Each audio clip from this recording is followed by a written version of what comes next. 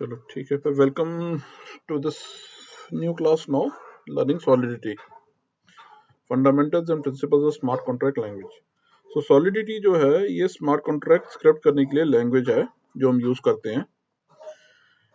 तो कोई भी जो इथेरियम वर्चुअल मशीन पे अगर हमने डिप्लॉय करना है कॉन्ट्रैक्ट, तो वो कॉन्ट्रैक्ट को हम जो लैंग्वेज में लिखते हैं that is solidity.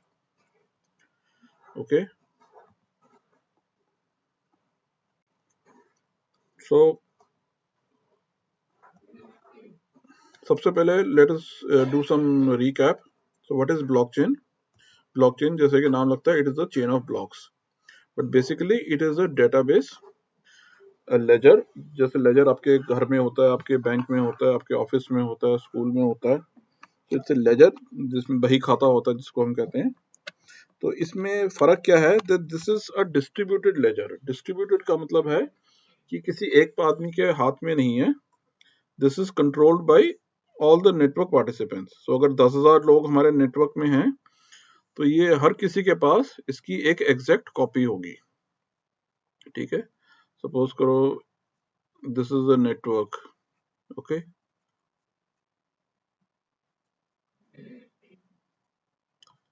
so we have a network of participants. ठीक है, so people are connected to each other. तो इसमें हर किसी के पास, हर नोड के पास लेजर है। लेजर जो है वो सबका बिल्कुल सेम है। सो this is a distributed laser.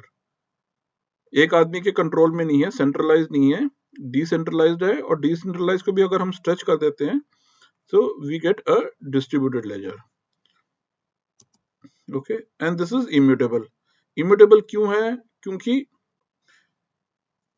अगर कहीं एक आदमी के पास कंट्रोल होता है तो हम कहते हैं कि ठीक है जी, उसने चेंज कर दिया, उसका नहीं पता। लेकिन जब सबके पास एक ही कॉपी है, अगर कुछ भी चेंज करना है तो सबने मिलके इसको चेंज करना है। तो अगर मैं कोई बैकडेट में एंट्री करना चाहता हूँ या कुछ चेंज करना चाहता हूँ तो एक आदमी के करे से नहीं होगा। तो जब सभी इसको अप्रूव करेंगे, वैलिडेट करेंगे ट्रांजैक्शन को, अगर हर कोई देखेगा कि हाँ ये ट्रांजैक्शन वैलिड है, तभी उसको चेंज किया जा सकता है। So that is why we call immutable which can not be edited. और इसमें ब्लॉकचेन में क्या है? The data is saved in blocks, right. ये नहीं कि जैसे जैसे आया डेटा वैसे वैसे हम भरते गए। कोई एक ब्लॉक हमने नंबर ऑफ ट्रांजैक्शंस का बनाया, उसको माइन किया, फिर 10 मिनट के बाद जैसे बिटकॉइन में एक ब्लॉक और हमने बनाना शुरू किया, वो ट्रांजैक्शंस आई, माइन किया, और फिर दोनों को हमने एक चेन से बांध दिया। ये चेन क्या है कि हर ब्लॉक में रेफरेंस होता है कि पिछला ब्लॉक क्या क्या कंटेंट था और क्या उसका लोकेशन है। सो इसमें we pass a hash of the last block plus the location of the block. दोनों को कंटेंट और उसका जो लोकेशन है वो मैं करंट ब्लॉक में डालूंगा, ताकि अगर कभी यहाँ पे कोई भी डेटा चेंज हो तो ये हैश चेंज हो जाएगा, या इसका लोकेशन को भी अगर ब्लॉक को जंबल करने के रुके तो ये चेन जो बीच में है, this chain will change and this chain will snap. तो एक नोड के ऊपर चेन कुछ और है, दूसरे के पास कुछ और है।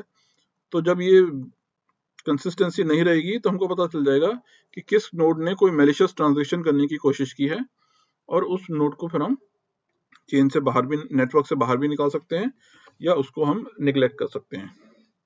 सो this is basically what is a blockchain. Let us have an introduction to Ethereum. So Ethereum was founded by Vitalik Buterin, Gavin Wood और other लोग थे। तो Vitalik Buterin was the main founder. फिर this is also an open source blockchain platform. और Bitcoin की तरह this is not for transfer of money value, this is for transfer of assets. तो हम जब assets की बात करते हैं तो इसमें मनी के अलावा भी बहुत कुछ हम कर सकते हैं ट्रांसफर, जैसे कि कोई सप्लाई चेन की ट्रांजैक्शन है, कोई इंश्योरेंस की है, कोई रियल एस्टेट की है, कोई भी सेल परचेज है।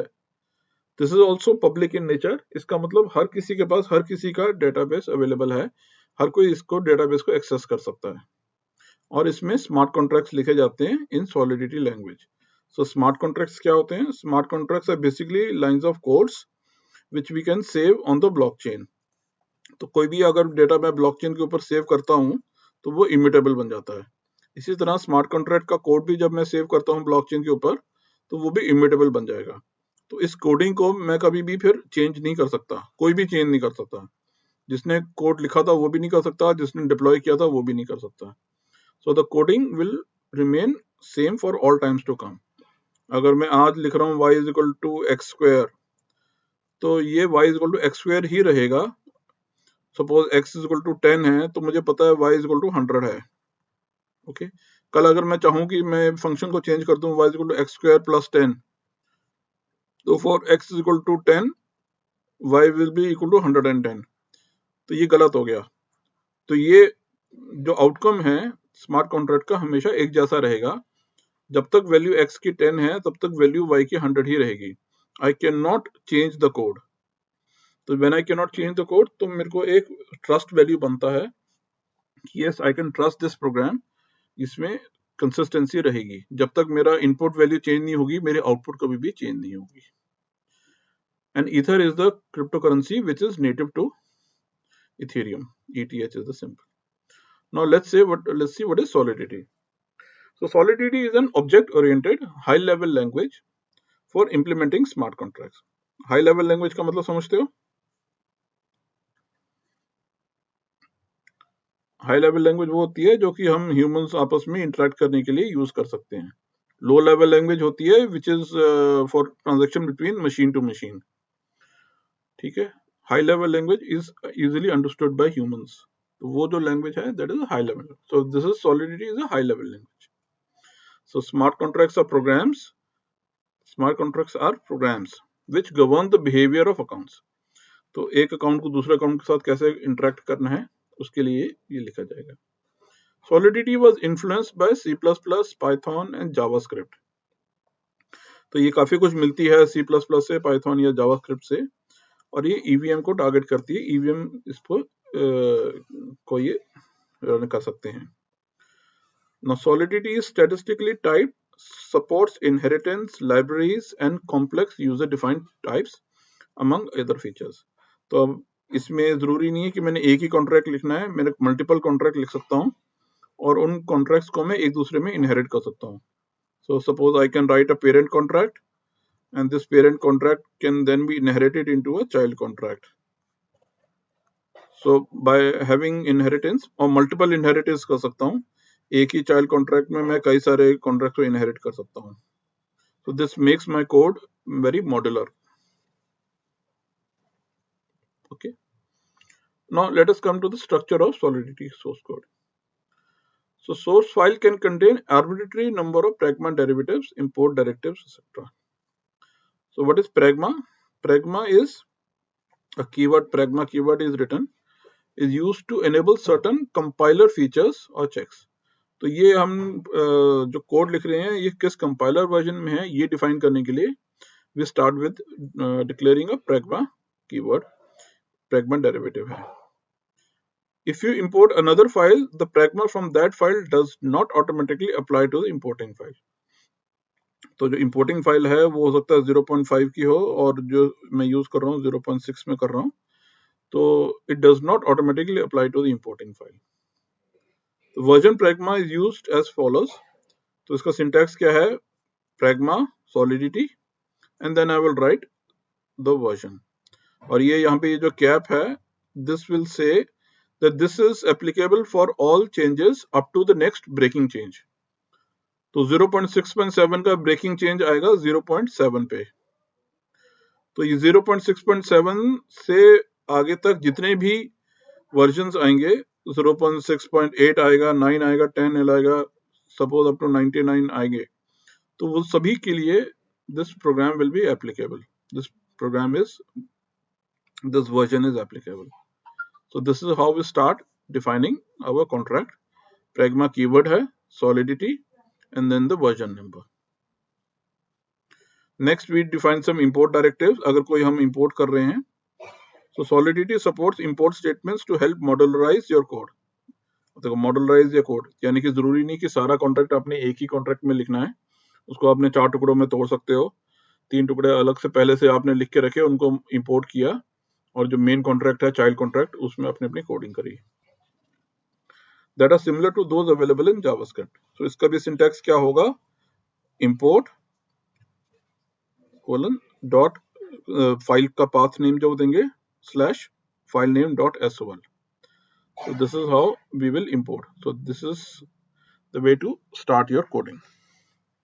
अब ये कोडिंग करने के लिए हमको कोई IDE चाहिए, तो हम या तो इसमें विजुअल स्टूडियो कोड में कर सकते हैं, या we have a browser based IDE by the name of Remix.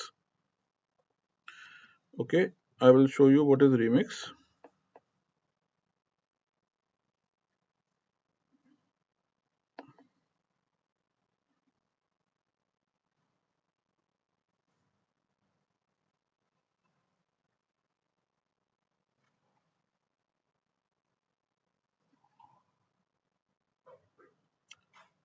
Solidity का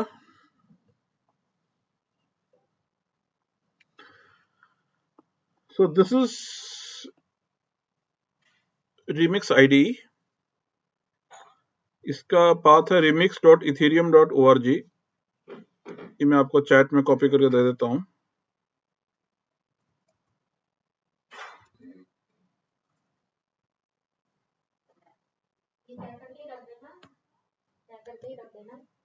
ओके,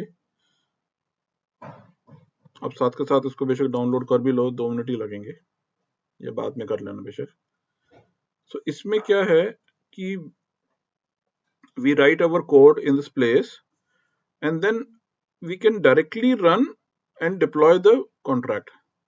तो ये Solidity compiler function है, deploy and run transactions हैं. तो हम इसमें एक जो ब्लॉकचेन को हम रेप्लिकेट कर रहे हैं, जैसे कि एक्चुअल मेन नेट में होगा, बट एक्चुअली ये मेन नेट पे नहीं है, this is only inside this browser only. तो जो भी हमको फंक्शन हम लिख रहे हैं, चेक कर रहे हैं, तो साथ के साथ उनको हम रन करके देख भी सकते हैं कि वो ठीक है कि नहीं है. तो कोई भी अगर चेंज करना है कोड में, तो मैं इसमें रीमिक्स के अंदर ही चेंज कर लूंगा. तो ये मेरे को एक ब्रॉड लेवल पे मुझे बता देगा कि कोड में कोई प्रॉब्लम तो नहीं है, कोई सिंटैक्स एरर है, कोई लूपिंग एरर है, कोई और स्टैटिस्टिकली मैंने कुछ गलत किया हो तो, right. So I can open a new file.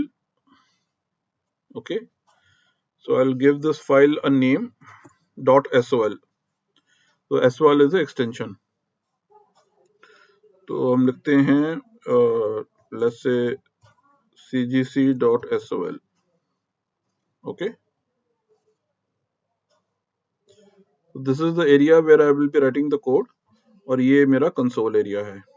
इसको मैं erase कर देता हूँ. ठीक है, यहाँ Solidity compiler मैंने enable है, और यहाँ auto compile मैंने function click कर रखा है. तो जैसे जैसे मैं लिखता रहूंगा वैसे वैसे ये मेरे को बताता रहेगा कि कोई एरर तो नहीं है. करेक्ट.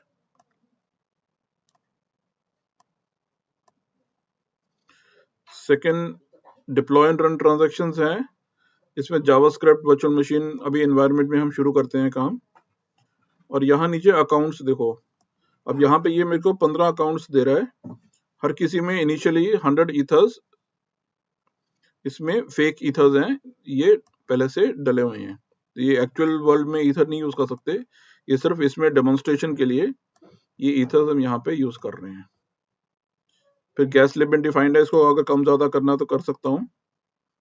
फिर अगर मेरे को ट्रांजैक्शन के साथ अगर कोई ईथर ऐड करना है, ट्रांसफर करना है, तो वैल्यू मैं यहाँ पे लिख के कर सकता हूँ, और फिर यहाँ पे कॉन्ट्रैक्ट में डिप्लॉय करके इनको रन करूंगा. ठीक है, तो चलो पहले हम अपना कॉन्ट्रैक्ट लिखना शुरू करते हैं. So we start with pragma Solidity. अब ये देखो, ये जो रेड कलर आ रहा है, इसका मतलब ये कोई एरर है. तो ऑब्वियसली अभी तक मैंने पूरा लिखा नहीं, तो इसमें एरर दिखाएगा, क्योंकि मैंने ऑटो कंपाइल फंक्शन ऑन किया हुआ है. तो 0.5.0 से मैं शुरू कर रहा हूँ. Okay, so this is how we start the contract. Next I will have contract keyword, और उसके बाद हम अपना कॉन्ट्रैक्ट का नेम डिफाइन करेंगे. Suppose CGC, I will have the same name as the file name, my contract name, और 2 curly brackets. So this is how we define a contract. अब देखो यहाँ पे ये डिप्लॉय फंक्शन आ गया. अब इस कॉन्ट्रैक्ट को मैं डिप्लॉय कर सकता हूँ, and then I can run the contract. तो अभी तो हमने contract के अंदर कुछ लिखा हुआ नहीं है, so obviously this does not have any meaning. अगर मुझे किसी और contract को import करना है तो मैं यहाँ पे import,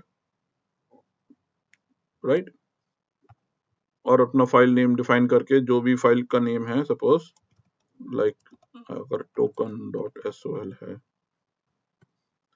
तो मैं ऐसे इंपोर्ट कर सकता हूँ, बट अभी हमारा पास कोई फाइल इंपोर्ट की नहीं है, तो I just skip this code. Clear है?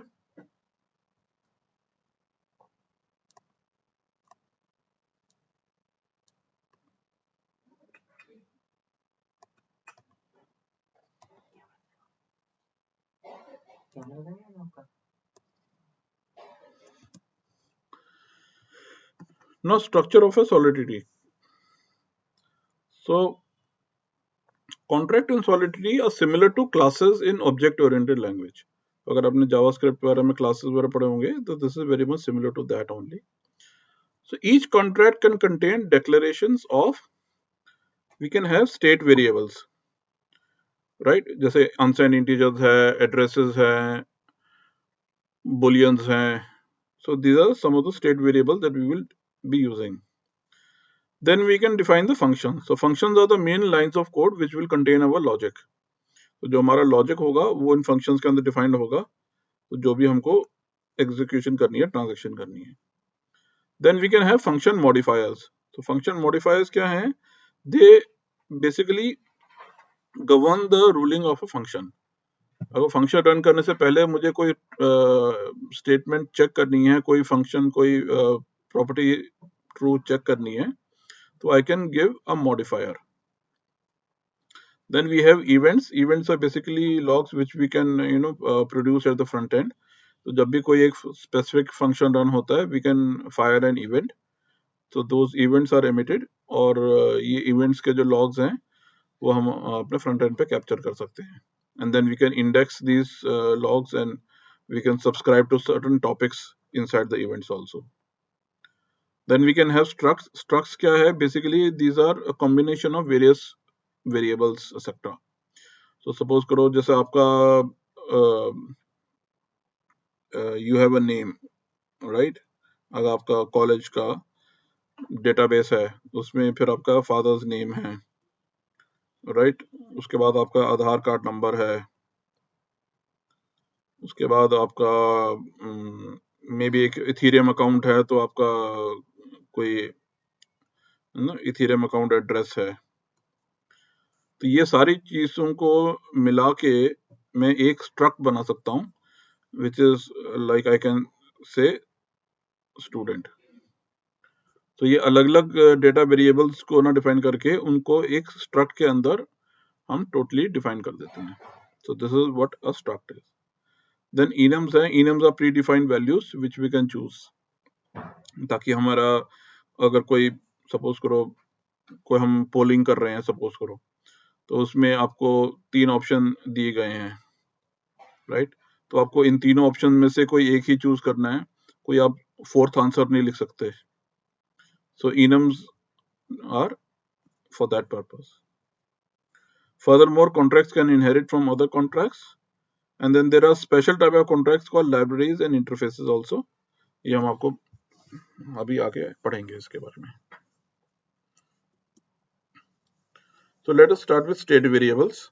So there are two types of state variables. One is the value type, the other one is the reference type. So state variables are variables whose values are permanently stored in the contract storage. तो इनकी जो value है ये जो हमारा distributed laser है उसके अंदर परमानेंटली स्टोर होगी, जब तक कि कोई हम फंक्शन डिफाइन ना करें उसको चेंज करने का. So these values are permanently stored. So this will require some transaction fees, some gas will be required to save these variables. So first one is a boolean type. इसको हम लिखते हैं BOOL, bool. So the possible values are constants, true and false. तो obviously Boolean का दो ही option हो सकते हैं, या तो वो स्टेटमेंट ट्रू है या वो स्टेटमेंट फॉल्स है. सपोज करो सपोज योर कॉलेज, मैं कहता हूँ इज ओपन, ये मैंने एक बुलियन टाइप डिफाइन कर दिया, ठीक है। तो if open is equal to true या if open is equal to false, दो ही चीजें हो सकती हैं, कोई तीसरा ऑप्शन तो हो नहीं सकता, या तो यूनिवर्सिटी खुली है या यूनिवर्सिटी बंद है। अगर यूनिवर्सिटी खुली है तो I will do a certain type of transaction, if university is full then I'm not allowed to do certain functions, I'll do something else, right? So first of all is the boolean type. The second is integers type. Integers may we have integers and unsigned integers, signed and unsigned integers. So unsigned integers जैसे हम starting from 0 onwards we do not use floating numbers in solidity, यहाँ पे सारा काम हम integers में ही करते हैं.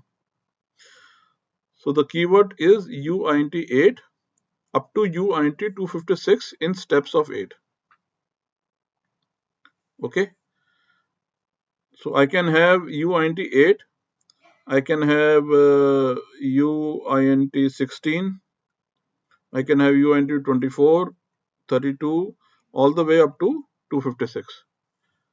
तो uint8 में 2 to the power 8 तक मैं वैल्यू स्टोर कर सकता हूँ, from 0 to 2 to the power 8 minus 1 actually.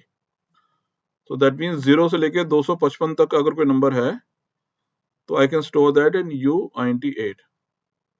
uint16 में 0 से लेके 2 to the power 16 minus 1 तक, which is something around 65,000 approximately. हाँ, कुछ पूछ रहे हो तुम? Unsigned integer. Unsigned integer means positive integers only, starting from 0 onwards. तो 0 है, 1 2 3 4 5 फ्लोटिंग नंबर होता है, जैसे 5.5 है, 5.6 है, 6.2 है. तो डेसिमल प्लेसेस का हम यहाँ पे यूज नहीं करते. We always deal with unsigned integers only. So most in the places we use unsigned integers.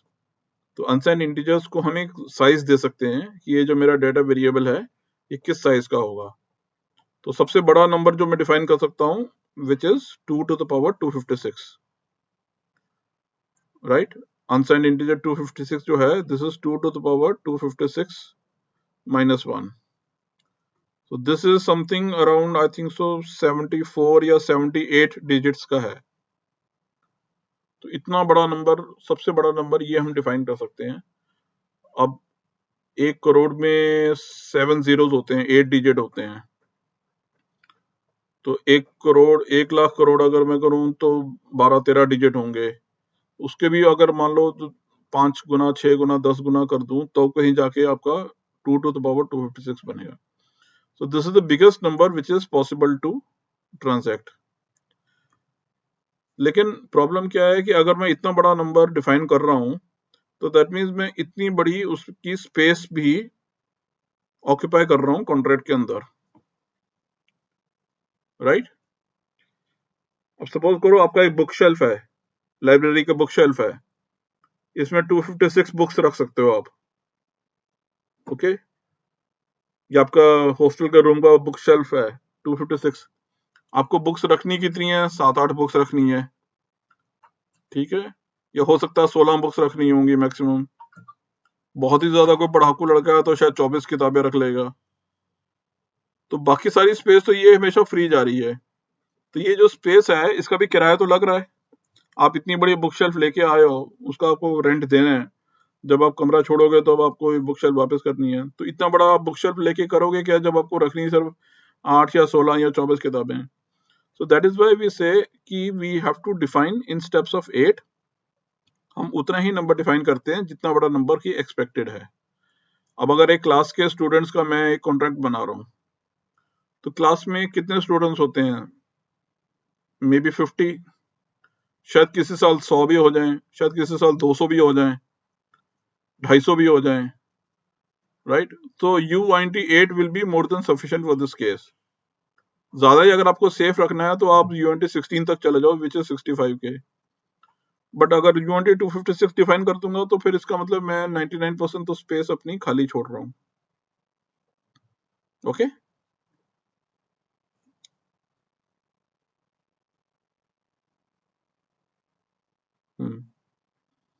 नहीं, वो फिर एरर। आप UINT 256 से बड़ा नंबर नहीं डिफाइन कर सकते, और करोगे तो 8 के स्टेप्स में ही करोगे। 256 से छोटा नंबर आएगा, यानी कि 248, 2 to the power 248। 256 is such a huge number, 78 digits का नंबर है भाई। 78 डिजिट्स का मतलब समझते हो कितना नंबर हो गया? Trillions and trillions and trillions of number आ गए। उससे बड़ा नंबर आपको क्या करना होगा कभी कोई कॉन्ट्रैक्ट में? जितने पूरे एक रेगिस्तान में रेत के कण होंगे ना, उतने भी अगर गिनने बैठोगे तो भी 2 to the power 256 नहीं मिलेंगे आपको। ठीक है। So next we have an address type. सो जो एड्रेस होता है एक्सटर्नली ओन्ड अकाउंट का या कॉन्ट्रैक्ट अकाउंट का, तो उसको डिफाइन करना है अगर, तो we have an address type of data variable. तो ये दो तरह का होता है, एक एड्रेस और एक एड्रेस पेबल है। दोनों में वही 20 बाइट वैल्यू है, बट जहां पर हमको ईथर ट्रांसफर करने होते हैं तो वहां हम एड्रेस पेबल यूज करते हैं, और जहां पर सिर्फ हमको कोई डेटा पास करना है वहां पर हम एड्रेस टाइप यूज करेंगे। ठीक है, same address but with additional member transfer and send. तो जिसके तो कोई ईथर क्रिप्टो करेंसी ट्रांसफर चाहिए, उस एड्रेस को हम एड्रेस पेबल लिखेंगे, बाकी सभी एड्रेसेस को हम सिर्फ एड्रेस टाइप लिख सकते हैं। Then we have fix size byte arrays. तो यहाँ भी वही है, जैसे 256 में यानी कि 32 बाइट्स था, तो यहाँ भी अप टू 32 बाइट्स तक हम कोई डेटा को डिफाइन कर सकते हैं। तो चाहे तो मैं अगर कोई छोटा डेटा है तो उसको बाइट्स 1, बाइट्स 2, बाइट्स 3 भी कर सकता हूँ, all the way up two bytes 32। यहाँ पर भी मैं स्पेस सेव करने की कोशिश कर रहा हूँ। तो अगर मेरे को कोई 3-4 बाइट्स का ही डेटा है तो मैं बाइट्स 32 यूज नहीं करूंगा, तो स्पेस अपनी सेव कर सकता हूँ। बट अगर आपको लगता है कि कोई मान लो नेम, फादर नेम है जिसमें कि बहुत लंबा नाम आ सकता है, तो हम बाइट्स 32 यूज कर लेते हैं। देन enums है। enums restrict a value to have one of the few predefined values only. These values is in this enumerated list are called enums. Suppose करो ट्रैफिक लाइट है, traffic light can be red, it could be yellow, और it could be green.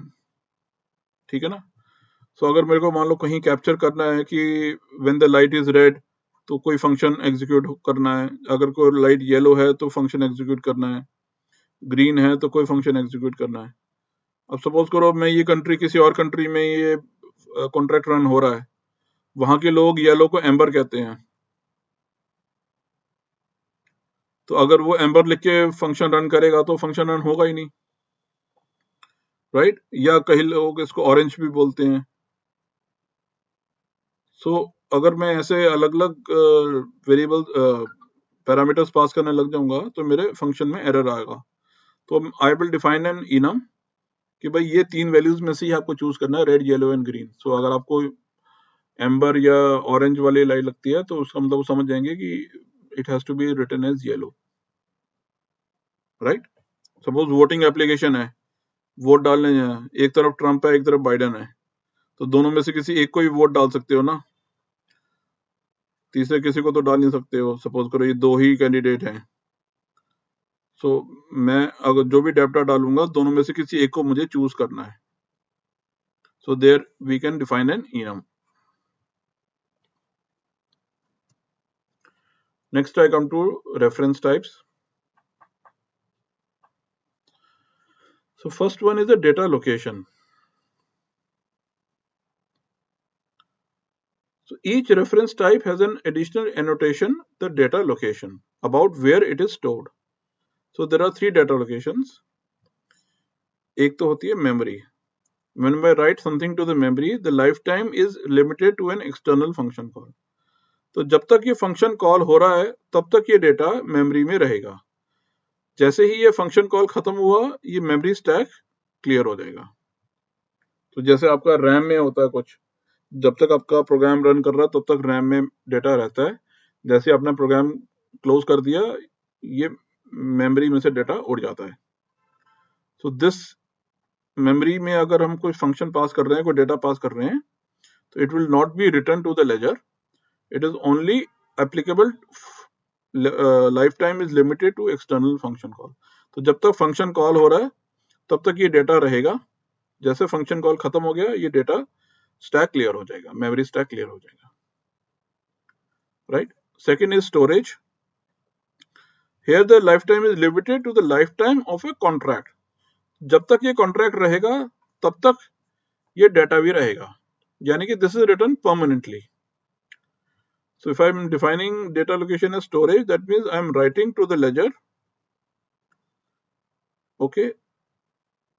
तो ये data permanently उसमें add हो जाएगा हमारे laser में. Then third is the call data type. So call data is only available for external function call parameters. जब कोई external function call कर रहे हैं तब उसमें we can define as it call data. So we'll see this inside the coding also. Then we can have arrays. Arrays can be fixed size or dynamic size, right?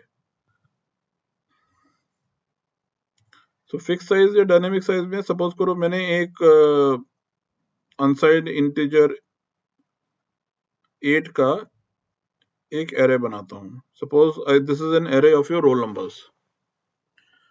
Class में जितने भी roll numbers हैं उन सब का मैं एक array बनाता हूँ. अब अगर मुझे पता है कि क्लास में 100 स्टूडेंट्स हैं, so I can make a fixed size array of 100, right? I can give this as roll numbers. Suppose name दे रहा हूँ मैं. बट अगर मुझे पता नहीं है कि क्लास में कितने स्टूडेंट्स हैं, अभी 100 हैं, हो सकता है कल 2 और ऐड हो जाएं, कल 4 और ऐड हो जाएं, so I will not write any value inside the brackets. So this will be a dynamic size. जैसे जैसे आते रहेंगे वैसे वैसे मैं पुश करता रहूंगा इसके अंदर. और then we have structs. So struct in Solidity is just a custom type that you can define. You define the struct with a name and associated properties inside it. तो जैसे मैंने आपको बताया कि एक स्ट्रक्ट है, उसके अंदर नेम है, फादर नेम है, एड्रेस है, आधार कार्ड नंबर है और कोई और इथीरियम एड्रेस वगैरह है. तो यू कैन डिफाइन, आप इसको डिफाइन कर सकते हो कि मेरे स्ट्रक्ट के अंदर क्या क्या डेटा वेरिएबल्स हैं. Any question?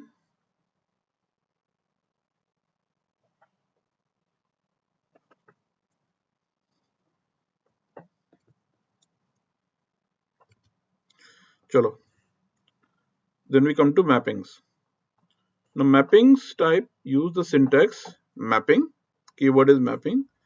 Then we have a key type and then a value type. And then we have the name of the mapping.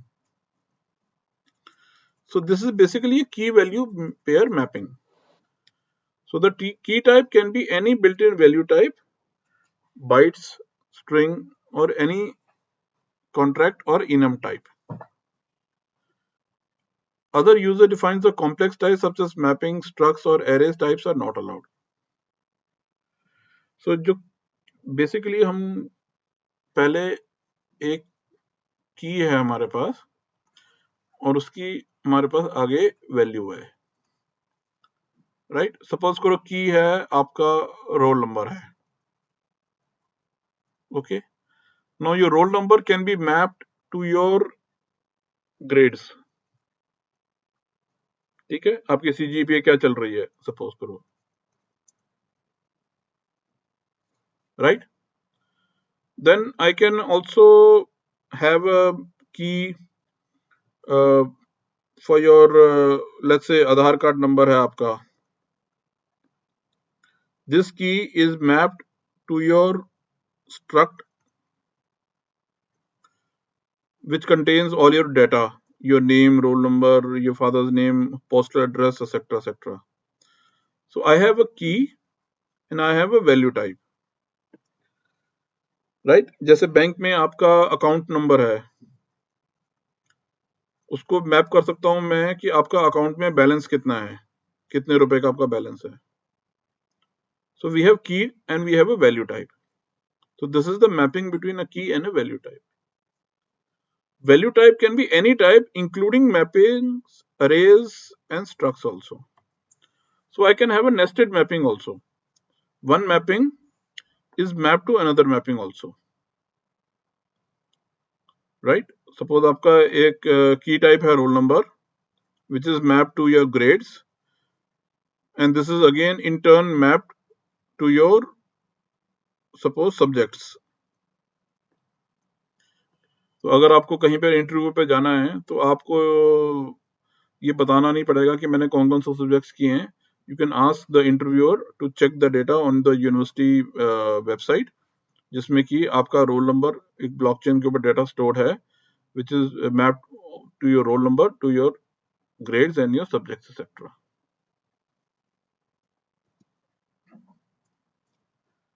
Any question?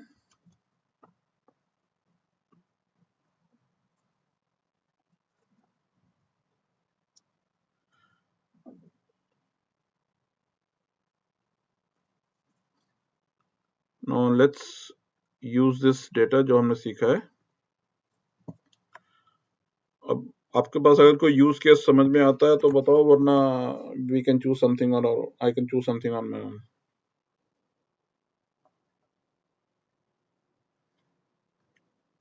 So मतलब स्मार्ट कॉन्ट्रैक्ट का कोई आइडिया है कि किस चीज का स्मार्ट कॉन्ट्रैक्ट बनाना है?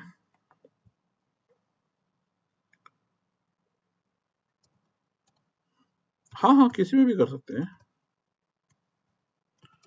Let's say university has a smart contract to capture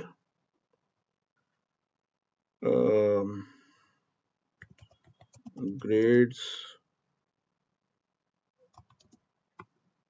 and rewards of students। ठीक है।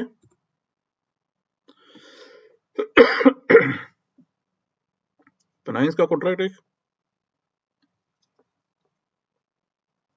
चलो तो सबसे पहले we define an unsigned integer as a roll number. Okay, so this can have a value from 0 to 255. अब इसमें आपका grade होगा या CGPA ग्रेड हो सकता है, लेट अस से ABCD ग्रेड है। So we will have a string by the name of grades। ठीक है। I will have an array of these roll numbers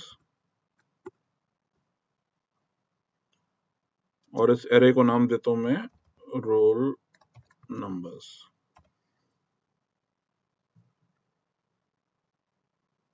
Next I define a mapping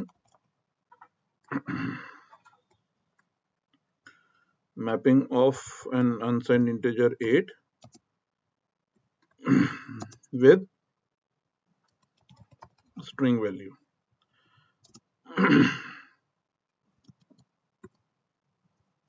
उसका नाम देता हूं रिजल्ट। समझ में आ रहा है मैं क्या कर रहा हूं?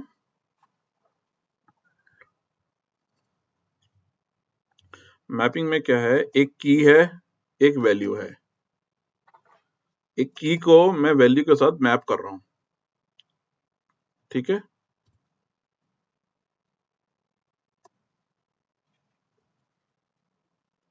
एक की क्या है, एक रोल नंबर है जो कि अनसाइंड इंटीजर 8 टाइप ही है, और वैल्यू क्या है, हमारे ग्रेड्स हैं कि बंदे ने क्या ग्रेड पाए हैं। राइट।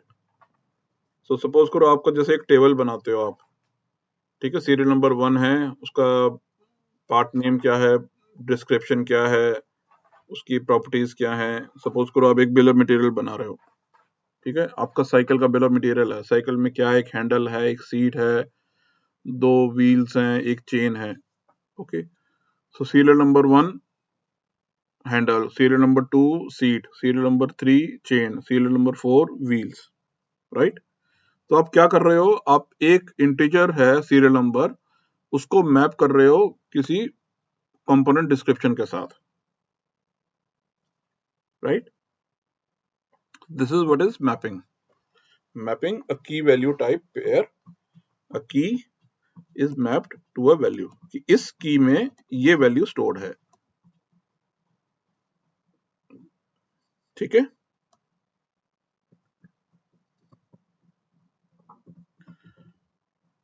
तो हमने एक अनसाइंड इंटीजर 8 डिफाइन किया रोल नंबर्स के लिए, स्ट्रिंग डिफाइन किया ग्रेड्स के लिए, एक एरे ऑफ रोल नंबर्स बनाया कि जितने भी क्लास के रोल नंबर्स हैं उन सबको एक एरे के अंदर हम कैप्चर कर सकते हैं, और एक हमने मैपिंग बनाई रिजल्ट के लिए।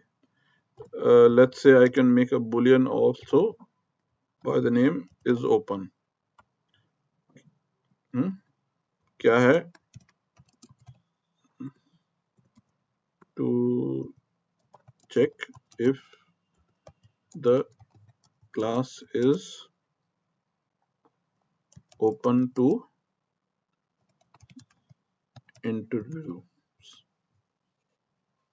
ठीक है। तो ये मैं स्मार्ट कॉन्ट्रैक्ट बना रहा हूँ इंटरव्यूअर्स के लिए, कि कोई भी कंपनी आती है कॉलेज में, इंटरव्यू करना चाहती है किसी स्टूडेंट को, तो वो उसका रोल नंबर से उसके ग्रेड्स को चेक कर सकती है, ठीक है। ये लेकिन कॉन्ट्रैक्ट मैं कहीं फंक्शनैलिटी में ये डालना चाहूंगा कि अगर ये क्लास क्वालिफाई करती है इंटरव्यूज के लिए, इज ओपन है, तभी ये कॉन्ट्रैक्ट आगे चले। तो सारे रोल नंबर्स को मैंने एक एरे में कैप्चर किया है, एरे रोल नंबर्स। अब इसको मैंने ओपन रखा है, डायनेमिक रखा है, क्योंकि मुझे नहीं पता कि कितने स्टूडेंट्स आएंगे। और एक मैंने मैपिंग डिफाइन करा है कि इस रोल नंबर के अगेंस्ट उसके क्या ग्रेड्स होंगे। So mapping an unsigned integer 8 to a string value. Clear है?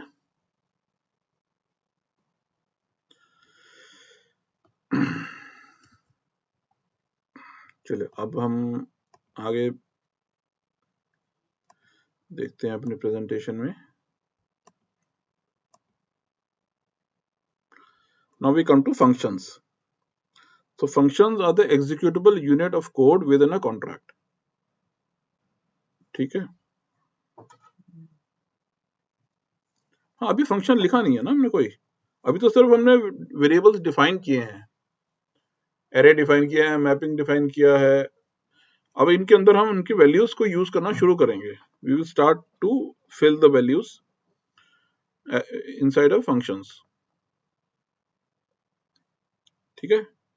ये तो अभी सिर्फ मैंने रॉ मटेरियल जैसा तैयार किया है घर का, ईंटें ले आया, सीमेंट ले आया, चूना ले आया, पानी ले आया, राइट, रेता ले आया। अब इनको मिक्स करके मेरे को जहां जहां पे जो जो ईंट जहां पे लगानी है वैसे मैं लगाऊंगा, okay. So functions are executive units of code within control. तो एग्जीक्यूटिबल यूनिट ऑफ कोड जो है, जो कि एग्जीक्यूट होगा, बाकी सब तो सिर्फ स्टैटिक हैं जैसे। तो एग्जीक्यूटिबल जो है वो विद इन अ फंक्शन हम डिफाइन करेंगे अपने लॉजिक्स को। So functions calls can happen internally or externally and have different levels of visibility towards their contract. तो functions के अलग अलग visibilities होंगे जो हम यूज करते हैं। Functions accept parameters and return variables to pass parameters and values between them. तो functions के हम parameters हमको define करेंगे और उनके return variables को भी define कर सकते हैं। So we have 4 types of visibilities: external, internal, public and private. ये मैं आपको थोड़ी देर में बताता हूँ। I'll first of all go to the next slide. पहले फंक्शन समझ लें क्या क्या होते हैं। So function parameters are declared the same way as a variable.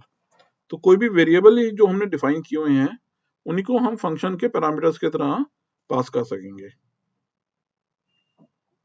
Then we have return variable. So function के से कोई रिटर्न वेरिएबल अगर हमको मिल रहा है, if we are only executing function code, we can do that, or if we want to return something from the function, we have a return variable. So return variables are declared with the same syntax after the returns keyword. यहाँ s लिखा हुआ है, right? returns keyword में हम define करेंगे कि क्या variable ये फंक्शन रिटर्न करेगा। Then we have view functions. Functions can be declared view, in which case they promise not to modify the state. अगर सिर्फ आपको डेटाबेस में से कोई वैल्यू देखनी है तो आप मॉडिफाई नहीं कर रहे हो ना स्टेट को, तो those functions can be declared as view which do not modify the state. तो इसमें आपकी गैस कॉस्ट भी नहीं लगेगी क्योंकि आपने कोई फंक्शन तो एग्जीक्यूट किया नहीं, आपने कोई स्टेट चेंज तो किया नहीं है, राइट? मैंने आपको बताया था ना कि ट्रांजैक्शन बेस्ड स्टेट मशीन है, Ethereum is the transaction based state machine. तो जब यहाँ पे कोई ट्रांजैक्शन नहीं कर रहा हूँ, कोई स्टेट चेंज नहीं हो रहा है, so I can define my function as view और मेरे को इसके लिए कोई गैस फीस नहीं देनी पड़ेगी। Also I can define functions as pure functions, in which case they promise not to read or modify the state. अब इसमें we are reading from the state, reading from the ledger in view function, but in pure functions ना हम पढ़ रहे हैं ना हम modify कर रहे हैं state को, so that means this function will be irrespective of any database, हम database को touch भी नहीं करेंगे। Okay, those are called as pure functions. ये भी कैसे यूज करेंगे मैं आपको बताऊंगा अभी। Okay okay? चलो मैं आपको एक फंक्शन लिख के दिखाते हैं अब।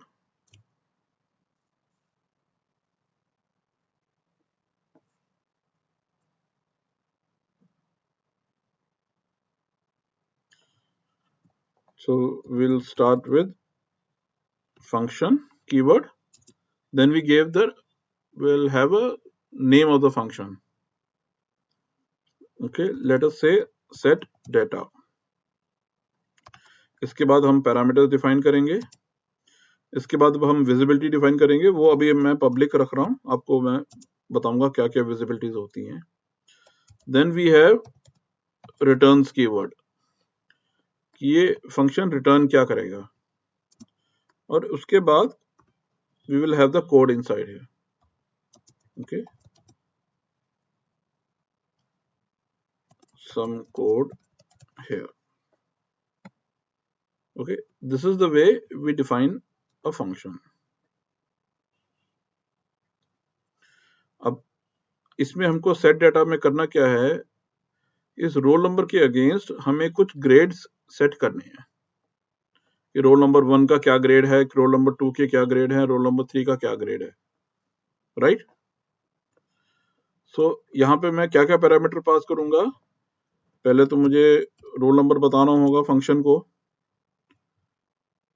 और I will write underscore roll number. तो this is again by convention कि जो वेरिएबल को हमने अपडेट करना है उसको हम एक अंडरस्कोर के साथ ऐड करते हैं ताकि पता चले कि ये वैल्यू किसके लिए हम यूज कर रहे हैं। Now second is string, so I will right string and I will write underscore grades,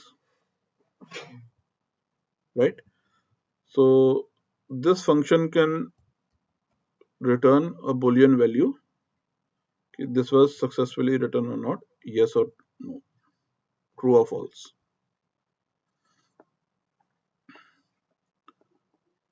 यहाँ पे I have to define it as memory, ये मैं आपको बताऊंगा।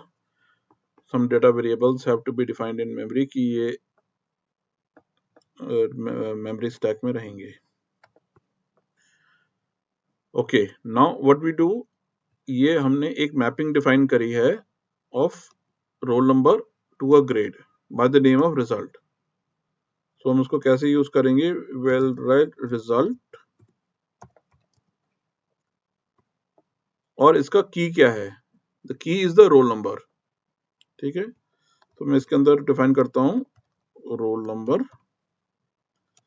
This is equal to the value type, और वैल्यू टाइप क्या है जो मैं ग्रेड बता रहा हूं, अंडरस्कोर ग्रेड्स। ओके, ये मैंने एक रोल नंबर डिफाइन किया, बताया फंक्शन को कि इस रोल नंबर के अगेंस्ट ये ग्रेड सेट कर दे, एंड देन आई से return true.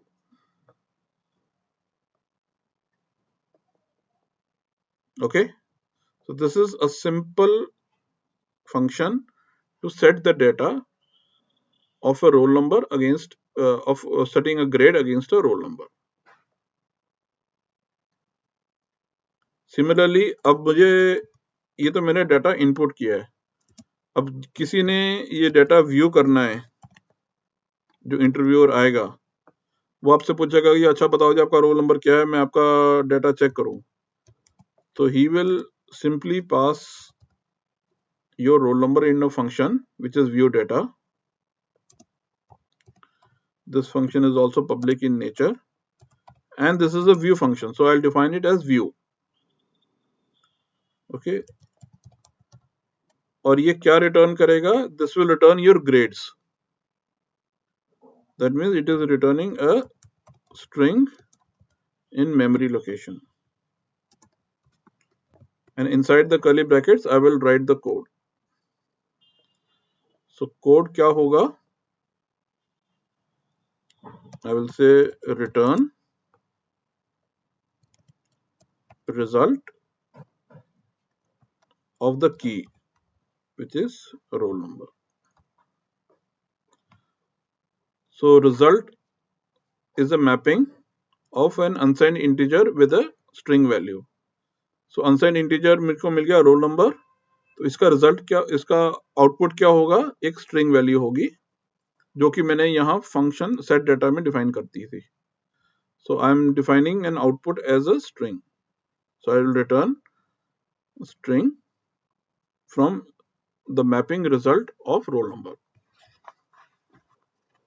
Okay, so this is a basic contract which I have written, जहां पर कि पहले मैं एक डाटा सेट कर रहा हूं और फिर मैं उस डाटा को व्यू कर रहा हूं.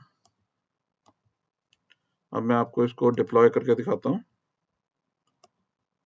ओके, ये मैंने डिप्लॉय किया, ये ग्रीन टिक आ गया यहाँ पे कंसोल में, that means I have successfully deployed it. अब ये देखो, ये लिखा है CGC at 0x9BF. Now this is the address of the contract. एक एड्रेस मेरे पास अकाउंट का है. These are the 15 accounts that I have, like 15 users can be there. और ये है मेरा address at where the contract is deployed. तो एक्सटर्नली ओन्ड अकाउंट ये है 15 और कॉन्ट्रैक्ट अकाउंट जो है वो ये है. So this is my contract account. Okay, अगर मैं चाहूं तो आपको जरा यहाँ पे लिख के दिखा देता हूँ. ये कॉपी किया. Okay, so this is the address where I have deployed the contract.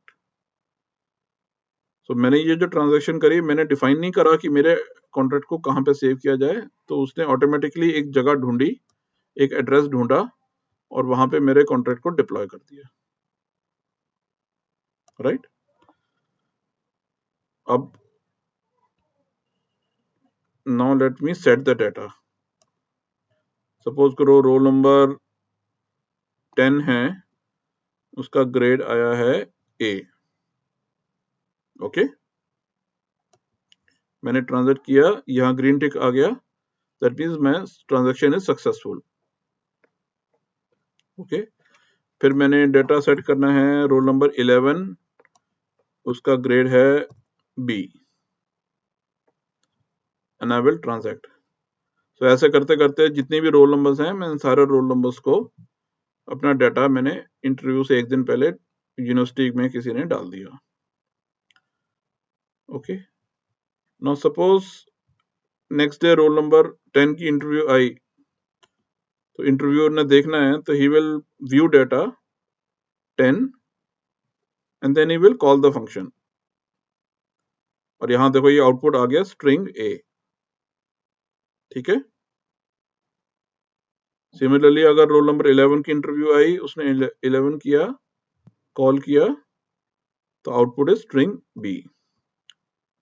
Right, so using a smart contract, university has set the data for the students and the interviewer can or anybody can view the data of the students as per the roll number.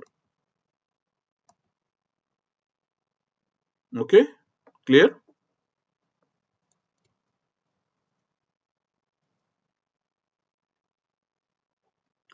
ये store blockchain पे होगा। जो आपका distributed laser है, जो distributed laser है आपका database है, हर नोड के पास जो कॉपी ऑफ द लेजर है। सो बेसिकली जब मैं ट्रांजैक्शन रन कर रहा हूँ तो ये ट्रांजैक्शन एक ट्रांजैक्शन पूल में चली जाएगी, जिसको कि एक माइनर उसको माइन करेगा। सो रिमिक्स में जब मैं ये करता हूँ तो ये सारी फंक्शनैलिटी की मुझे जरूरत नहीं है कि कौन उसको ब्लॉक बना रहा है, कौन उसको माइन कर रहा है, क्या उसकी नॉन्स वैल्यू है। सो वो सब चीजें यहाँ स्किप हो जाती हैं। So basically I just want to see the functionality. मुझे फंक्शनैलिटी देखनी है कि मेरा कोड में कोई एरर तो नहीं है, जो मैं ट्रांजैक्ट करके वैल्यू कर रहा हूँ मेरा आउटपुट सही आ रहा है कि नहीं, मेरे फंक्शंस को ठीक से डेफिनेशन हुई है कि नहीं। सो वो सब चीजें मुझे करनी होती है। तो मैं रिमिक्स में अपने कोड बना के उसको रन करके देख सकता हूँ, and very very easily I can deploy a contract to a blockchain and I can run the contract on the blockchain. तो इसमें कोई मोंगोडीबी, कोई कुबरनेटिस, डॉकर, शॉकर, इन सब की कोई जरूरत नहीं है। तो प्लेन एंड सिंपल है, मैं डिप्लॉय कर रहा हूँ and I am running the transactions.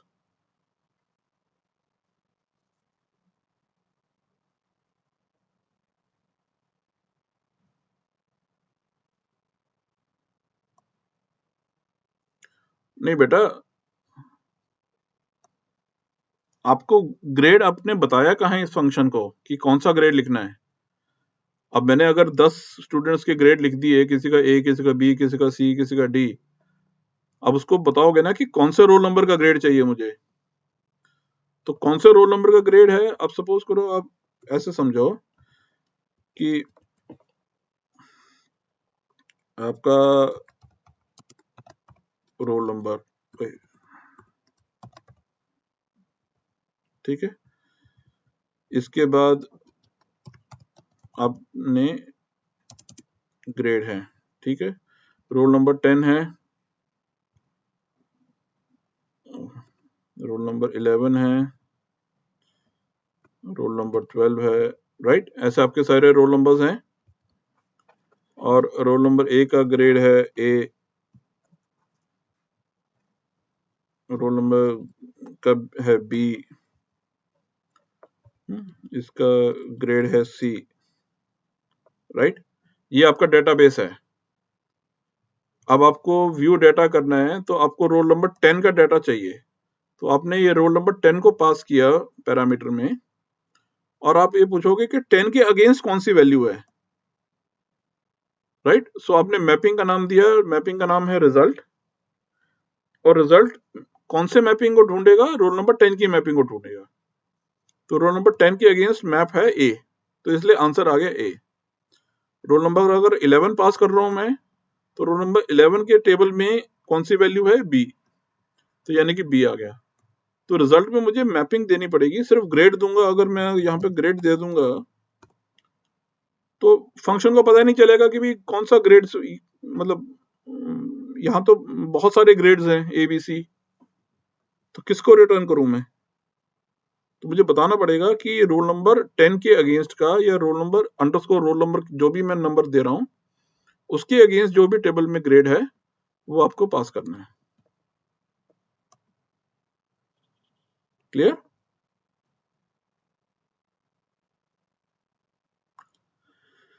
ठीक है, we stop here only. So next class हम इसके बारे में और डिटेल में पढ़ेंगे सॉलिडिटी के। Any question?